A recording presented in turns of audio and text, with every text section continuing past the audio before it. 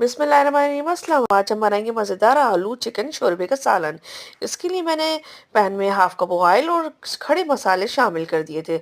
उसके बाद खड़ा गरम मसाले के बाद हाफ के जी चिकन, इसका कलर चेंज हो जाए, 2 टेबल स्पून लहसुन अदरक का पेस्ट, उसके बाद 4 स्लाइस टोमेटो, पिसी हुई लाल मिर्च, 1 टेबल स्पून पिसा हुआ धनिया, 1.5 tablespoon salt according to taste, हल्दी हाफ 1 टेबल स्पून और कोरमा मसाला 2 टेबल स्पून शामिल करके इसको अच्छी तरह मिक्स करेंगे और थोड़ी देर कवर करके पकाएंगे। ऑयल हमारा सेपरेट हो, मसाला भून जाए तो इसके बाद हम इसमें मैंने 2 फ्राइड अनियन इसमें शामिल करी थी और इसको अच्छी तरह मिक्स कर लेंगे। उसके बाद मैंने 3 पोटैटो इसमें शामिल कर दिए थे और इसको भी अच्छी तरह मिक्स कर लेंगे, भून लेंगे। ऑयल सेपरेट हो जाए उसके बाद मैंने 1.5 कप पानी शामिल करके इन दोनों को गला लिया था और उसके बाद हमारा दोनों चीज़ें टेंडर हो जाएं दम पे रखेंगे।